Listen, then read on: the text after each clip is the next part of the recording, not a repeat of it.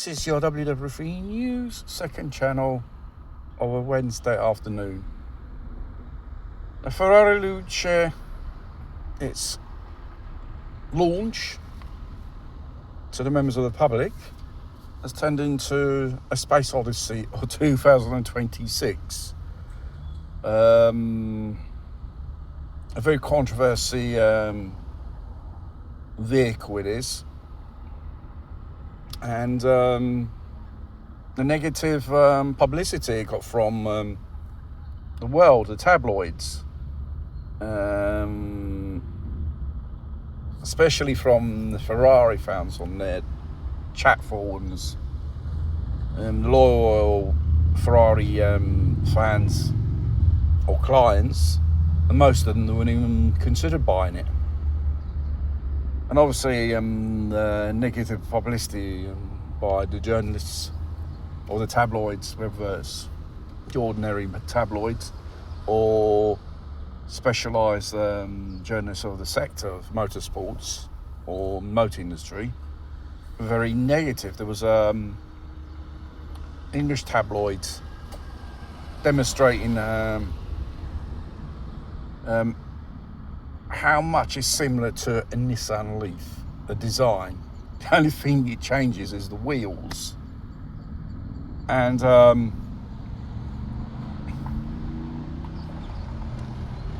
John Elkann had called in the ex-designer of the iPhones to design this hideous monstrosity of engineering.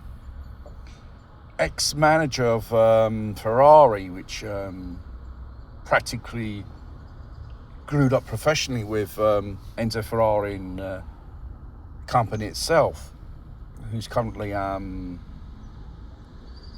manager in for McLaren, and he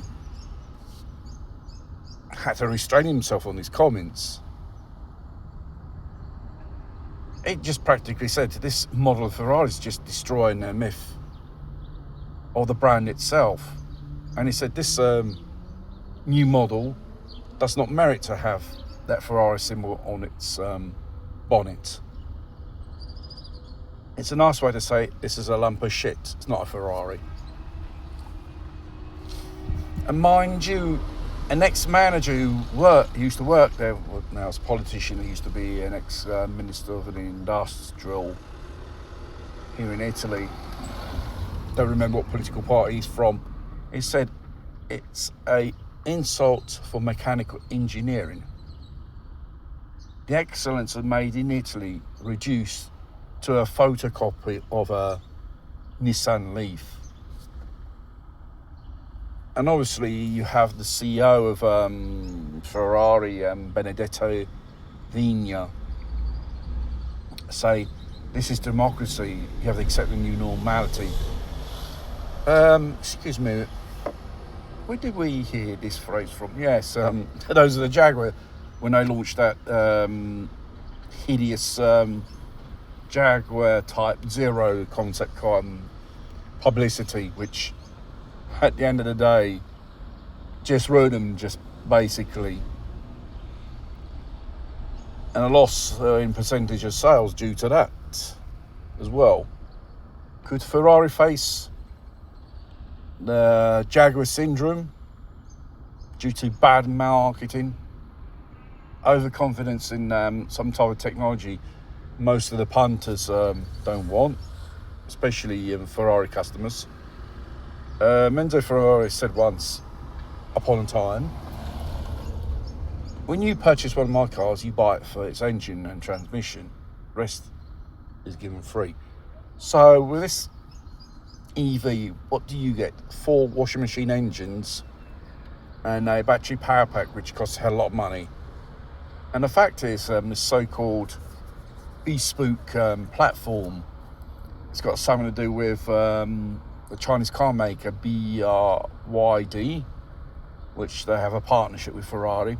Mind you, Ferrari didn't mention they'd be doing an EV on this type of platform. I think about 1 or 2 years ago, I'm not wrong. So it was coming in in the pipeline, this vehicle. And